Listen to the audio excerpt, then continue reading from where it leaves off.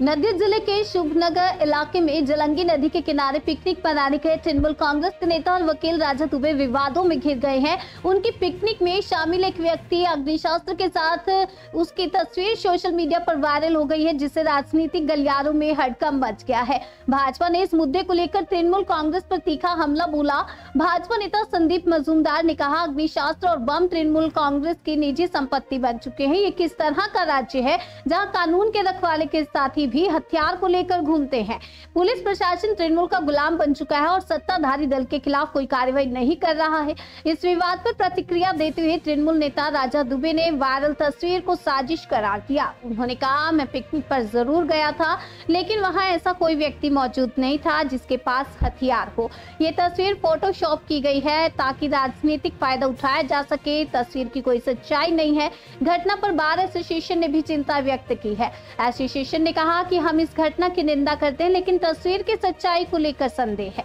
यदि ये तस्वीर असली साबित होगी तो आगे उचित कदम उठाए जाएंगे। ये घटना तृणमूल कांग्रेस के लिए राजनीतिक असहजता का कारण बन गई है। हालांकि अभी तक तस्वीर की सत्यता की पुष्टि नहीं हुई है। দেখুন, আগ্নেয়াস্ত্র বোম বারুদ এটা তৃণমূল কংগ্রেসের নিজস্ব একটি সম্পদ। আজকে বোম বারুদ থেকে আরম্ভ করে আগ্নেয়াস্ত্র পশ্চিমবাংলায় আমদানি করেছে তৃণমূল কংগ্রেস। আজকে অবৈধ অস্ত্রের রমরমা সারা পশ্চিমবাংলার সাথে সাথে আমাদের কৃষ্ণনগরেও রয়েছে। আমরা জানতে পারলাম বা দেখতে পারলাম কৃষ্ণনগর কোর্টের একজন আইনজীবী, তিনি তৃণমূল কংগ্রেসের আবার দায়িত্বশীল একজন নেতা, তিনি একটি বনভোজনে গেছিলেন। সেই বনভোজনের ছবিতে দেখা যাচ্ছে সেই আইনজীবী এবং তার সঙ্গী সাথীরা রয়েছে, তার মধ্যে কোনো একজন আগ্নেয়াস্ত্র উঁচিয়ে রয়েছে। কোন রাজত্বে আমরা বাস করছি যেখানে একজন সরকারি পিপি, যে আইনের সাথে যুক্ত, যিনি মানুষকে আইনি পথে চলতে বলেন, যিনি মানুষকে আইনের কথা বলেন, তার সঙ্গী সাথীদের হাতে আজকে রিভলভার আমরা দেখতে পাচ্ছি। কোন রাজত্বে আমরা বাস করছি? তৃণমূল কংগ্রেসের কৃষ্ণনগর শহরের অনেক নেতা আছে যাদের সাথে সঙ্গী সাথীরা ঘুরে, তাদের কাছেও আগ্নেয়াস্ত্র রয়েছে। পুলিশ আজকে নীরব দর্শক, পুলিশ আজকে চোখে চশমা পরে বসে রয়েছে, কারণ নদিয়া জেলার এসপি আজকে তৃণমূল কংগ্রেসের দলদাসে পরিণত হয়েছে, তাই এনারা দেখতে পাচ্ছেন না। সাধারণ মানুষ, ছোট ছোট মানুষ যারা ছোট ছোট অপরাধ করছে তাদেরকে ধরে নিয়ে গিয়ে আজকে ফাটকে ভরছে, কিন্তু যারা প্রকাশ্য দিবালোকে আগ্নেয়াস্ত্র বের করছে, আজকে হুমকির বাতাবরণ তৈরি করছে, ভয়ের বাতাবরণ তৈরি করছে, তাদের বিরুদ্ধে পুলিশ কোনো ব্যবস্থা নিচ্ছে না, কারণ তৃণমূল কংগ্রেসের নেতারা এর সাথে জড়িত রয়েছে। আমরা চাইবো, এসপিকে বলবো যে অবিলম্বে এই ঘটনার সাথে যারা যুক্ত আছে তাদেরকে তদন্ত করে যাতে গ্রেপ্তার হয়, এবং এই আগ্নেয়াস্ত্র আসলো কোথা থেকে সেটাও আজকে তদন্তের আওতায় আনার কথা আমরা বলবো। কিন্তু নদিয়া জেলার প্রশাসন তৃণমূল কংগ্রেসের নেতৃত্বে চলে, তৃণমূল কংগ্রেসের ছত্রছায়া এবং তৃণমূল কংগ্রেসের নির্দেশে চলে। কতখানি সঠিক তদন্ত হবে এটাও আমরা জানতে চাই মহামান্য আদালতের কাছে, এবং আদালতের কাছে এটাও আমরা বলবো যে একজন আইনজীবী, তার সঙ্গী সাথীদের সামনে আজকে আগ্নেয়াস্ত্র রয়েছে, এটাও তদন্তের মধ্যে আনা উচিত। এবং রাজাবাবুকে বলবো, আপনি একটা সফল আইনজীবী এবং কৃষ্ণনগর শহরে আপনার একটা সুনাম রয়েছে, আপনি যদি এইসব মানুষের সাথে ঘোরেন। একজন সরকারি উকিল, তার একটা ছবি ভাইরাল হয়েছে, দেখা যাচ্ছে তার পাশে যারা সঙ্গী ছিল তাদের হাতে আগ্নেয়াস্ত্র রয়েছে। কি বলবেন এই বিষয় নিয়ে? কোন পথে এগোচ্ছে?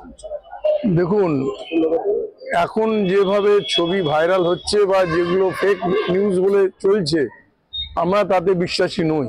প্রথমত, এরম কোনো ছবিতে যদি সত্যি সত্যি কোনো ঘটনা ঘটে থাকে, তাকে আমরা, এটা নিন্দনীয় এবং এটার সঙ্গে কোনোভাবেই আমরা লয়ার হিসাবে তাকে সমর্থন করতে পারি না। কিন্তু সর্বাগ্যে আগে দেখা দরকার যে ছবিটা ফেক কিনা, এটা তদন্ত হওয়া দরকার। কারণ সব সময় দেখা যাচ্ছে যে এই মানে অন্য কোনো দল বা কোনো পার্টি থেকে ফেক নিউজ ছড়ানোর চেষ্টা হচ্ছে। না, এই ছবিটা ফেক আপনি কি করে বলবেন? আমি বলতে চাইছি না, আগে সেটা তদন্ত হোক। তদন্ত হওয়ার আগে কোনো কমেন্ট করা আমার ঠিক হবে না।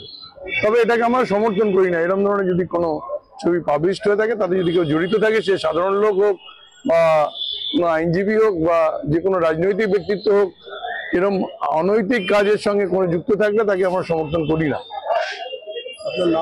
দেবাশিস রায়, মুখপাত্র তৃণমূল কংগ্রেস নদিয়া কৃষ্ণনগর শাখা। একটা ছবি ভাইরাল হয়েছে সোশ্যাল মিডিয়ায়, সেখানে দেখা যাচ্ছে যে আপনি একটি কোনো পিকনিক অনুষ্ঠানে গিয়েছিলেন, সেখানে একজনকে দেখা যাচ্ছে যে বেআইনি অস্ত্র হাতে, মানে কোন আর্মস হাতে আছে, কি বলবেন বিষয়টি? এই ছবিটি সম্পূর্ণ ফেক এবং ম্যানিপুলেটেড। এই ছবিটি সুপার কম্পোজ করে ওখানে বসানো হয়েছে। আপনি ছবিটাকে যদি ভালো করে দেখেন, আমি ছবিটা আপনাদের সংবাদ মাধ্যমের কাছ থেকে পেয়েছি, এবং ছবিটাতে পরিষ্কার দেখা যাচ্ছে যে এই ছবিটাকে যদি আপনারা জুম করেন, ছবিটাতে দেখা যাচ্ছে যে সেই লোকটি একটা আলাদা জায়গায়, মানে একটা নিজের সেলফি ক্যামেরায় নিজের ছবি তুলছেন এবং কোনোভাবে দেখাচ্ছে।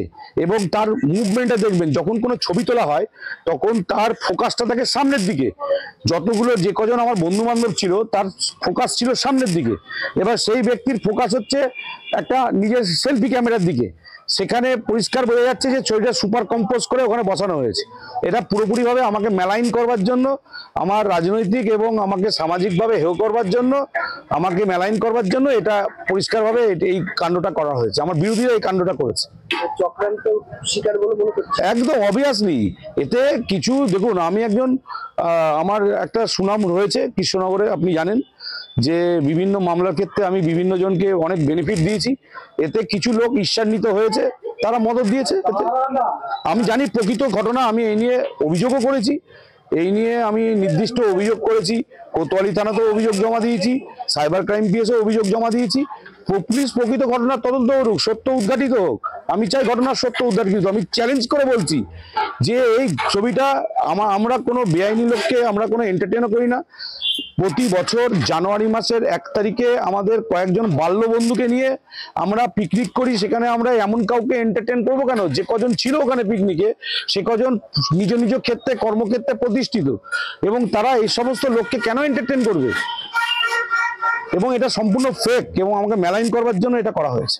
আপনি তো আইনি রক্ষক, সেই জায়গায় দাঁড়িয়ে এই যে ছবিটা ভাইরাল হয়েছে, এটা কতটা মানে কি বলছি? এই ছবিটা তো ফেক, এই ছবির কোনো ভিত্তিহীন। এই ছবিটা প্রকৃত, আমি অভিযোগ জানিয়েছি, পুলিশ প্রকৃত ঘটনার তদন্ত করে দেখুক, এবং আমি চাই প্রকৃত ঘটনার সত্য উদ্ঘাটিত হোক। একটা বিষয় হচ্ছে যে ছবির সত্যতা যাচাই না করে সেই ছবি নিয়ে একটা মানুষকে চরিত্রহীন করবার জন্য, চরিত্রটা কলঙ্কিত করবার জন্য এই সমস্ত প্রচেষ্টা একদম খুব অন্যায় এবং খুব এটা কুরুচিকর চিন্তা ভাবনার একটা ফসল। এটাতে আমি তীব্র মানে ঘৃণা জানাচ্ছি। এটা এই ধরনের কার্যকলাপ উচিত নয়। যদি কাউকে আমার সাথে রাজনৈতিকভাবে লড়তে হয় তাহলে রাজনৈতিকভাবে আসুক, যদি আমার সাথে আইনগতভাবে লড়তে হয় আইনগতভাবে আসুক, কিন্তু এই রকম ভাবে চক্রান্ত করা, একটা ছবি সুপার ইম্পোজ করে নিয়েছে আমাকে মেলাইন করা, এটা সম্পূর্ণ তার তীব্র প্রতিবাদ জানাচ্ছি। আপনি একাধারে সরকারি আইনজীবী, একাধারে